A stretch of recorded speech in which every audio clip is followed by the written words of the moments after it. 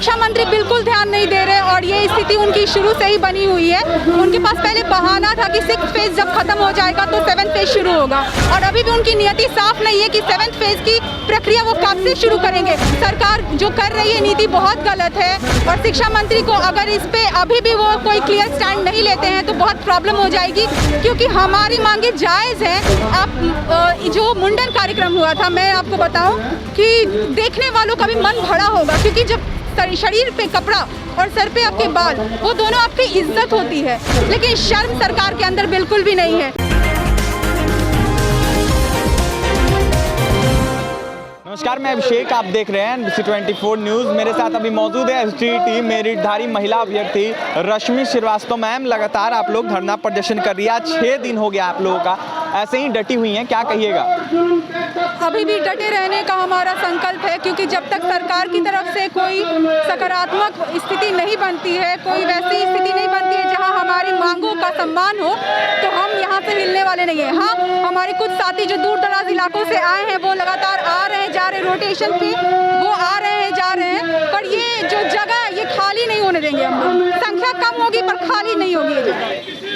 लगातार बिहार के शिक्षा मंत्री से आप लोग गुहार लगा रही हैं बहाली हो, लेकिन शिक्षा मंत्री ध्यान नहीं दे रहे। शिक्षा मंत्री बिल्कुल ध्यान नहीं दे रहे और ये स्थिति उनकी शुरू से ही बनी हुई है। उनके पास पहले बहाना था कि 6th फेज जब खत्म हो जाएगा तो 7th फेज शुरू होगा।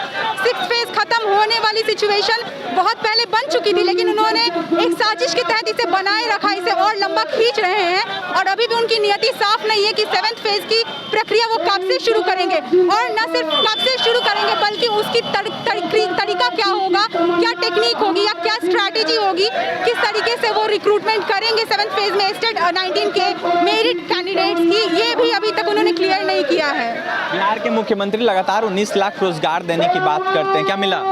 रोजगार के नाम पे सिर्फ छलावा और बहुत सारे जुमले और बहुत धोखा मिला, क्योंकि ना नीतीश कुमार का एक भी बयान इसके लिए आया है और शिक्षा मंत्री का बयान जो होता है वो काफ़ी स्क्रिप्टेड होता है, जो लगता है जैसे उन्हें पहले घर पे दिया जाता है, सर इस सवाल को प्रिपेयर कर लीजिए, आंसर आप अपने हिसाब से, तो वो बहुत गोलमोल आंसर होता है जो कि कहीं भी हमारे लिए तो नहीं होता है। सिर्फ आपके सोफिस्टिकेटेड मीडिया को, सूटेड बूटेड लोगों को दिखाने के लिए ही एक बंद कमरे में, AC वाले कमरे में वो सब कुछ ऑर्गेनाइज किया जाता है और वो कम्प्लीटली हमारे अगेंस्ट ही होता है।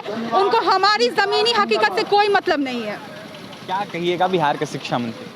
यही कि शायद इस सद्बुद्धि हवन के बाद आपको कुछ सद्बुद्धि आई हो, क्योंकि अगर नहीं भी आई है तो बहुत जल्द आ जाएगी। मुझे लगता है कि जैसा मैंने कहा था कि ये सब एक स्ट्रैटेजी होती है सिर्फ चुनाव को लेकर, वोट बैंक की राजनीति कर रहे हैं ये लोग। तो 24 में जो चुनाव है राज्य में, शायद ये उसके लिए ही कर रहे हैं, क्योंकि जातीय गणना के लिए आपके पास पैसे भी हैं और आपके पास समय भी है, डेडलाइन भी आपने डिक्लेयर कर दिया है, लेकिन वो कहीं से भी फ्रूटफुल नहीं होगा। सरकार जो कर रही है नीति बहुत गलत है और शिक्षा मंत्री को अगर इस पे अभी भी वो कोई क्लियर स्टैंड नहीं लेते हैं तो बहुत प्रॉब्लम हो जाएगी, क्योंकि हमारी मांगे जायज़ हैं और बहुत समय हम लोगों ने अपना बर्बाद कर दिया इसमें, और इस बार डिसाइसिव मोड पे सारे कैंडिडेट्स हैं, वो कुछ ना कुछ तो लेकर ही जाएंगे और अब ये टला नहीं जा सकता। लगातार अलग अलग तरह का कार्यक्रम आप लोग कर रहे हैं। कल भिक्षाटन कार्यक्रम हुआ था, परसों हवन कार्यक्रम और मुंडन कार्यक्रम हुआ था। जी हाँ, देखिए ये सब कुछ सांकेतिक रूप में हमारे जो अंदर आक्रोश है या जो हमारे साथ अन्याय हो रहा है उसको जाहिर करने का तरीका था, क्योंकि हर बार गुस्सा या असंतोष तोड़-फोड़ की तरीके से जाहिर नहीं किया जा सकता। अगर तोड़-फोड़ होता है, कोई भी गलत तरीके से अगर यहाँ पे प्रदर्शन होता है तो हमारी संपत्तियाँ ही हम बर्बाद होती हैं, टैक्स हम देते हैं, सारी संपत्ति हमारी है, लेकिन हम लोगों ने चुना कि एक कंस्ट्रक्टिव वे में हम लोग अपने आक्रोश को जाहिर करेंगे। जो ये शांतिपूर्ण आंदोलन है, जो तरीका हमारा प्रोटेस्ट का है, इसमें हम लोग विभिन्न गतिविधियों के दौरान इन सब चीज़ों को दिखा रहे हैं, लेकिन शर्म सरकार के अंदर बिल्कुल भी नहीं है। आप जो मुंडन कार्यक्रम हुआ था, मैं आपको बताऊं कि देखने वालों का भी मन भरा होगा, क्योंकि जब शरीर पे कपड़ा और सर पे आपके बाल, वो दोनों आपकी इज्जत होती है, तो जब आप दुखी होते हैं मन से तब आप वो बाल उतारते हैं, तो आपको थोड़ी भी शर्म नहीं आई? देखने वालों का मन भरा होगा कि कैसे कैंडिडेट्स ने अपने सिर से बाल मुंडन करवाया। वो बहुत दयनीय स्थिति थी, बहुत ज़्यादा मार्मिक वो मतलब स्थिति थी, लेकिन सरकार के अंदर थोड़ी भी शर्म बाकी नहीं है। और मैं कहना चाहूँगी बाकी के मेरिटधारी कैंडिडेट से कि आप लोग जो मेरिटधारी का टैग लेकर चल रहे हैं उसको जस्टिफाई कीजिए। ये किसी एक की लड़ाई नहीं है, सबकी लड़ाई है और आप लोग साथ नहीं दे रहे हैं। तो दूसरों को उंगली उठाने से अच्छा कि अगर हम लोग अपने आप को ही झांकें, अपने मन में देखें, तो समझ में आएगा कि हम लोग एक दूसरे को ही तोड़ रहे हैं, अपनी ही यूनिटी को हम लोग खुद खत्म कर रहे हैं। ये जो लोग यहाँ बैठे हुए हैं ये भी बहुत सारी कामों को छोड़कर बैठे हैं, घर परिवार से दूर बैठे हैं, लेकिन ये जिम्मेदारी जो इतनी बड़ी है अपने कंधे पर लेकर चल रहे हैं। अगर आपका साथ नहीं मिलेगा तो ये कब तक सहेंगे? एक लेवल होगा जहाँ ये भी सोचेंगे कि अब हमसे नहीं होगा और हम छोड़ के वापस चले जाएं। तो वो स्थिति मत बनने दीजिए, क्योंकि आपके दुश्मन जो तैयार बैठे हैं कब आप यहाँ से हटें और कब वो आकर आपकी सारी की सारी मेहनत में पानी फेर दें।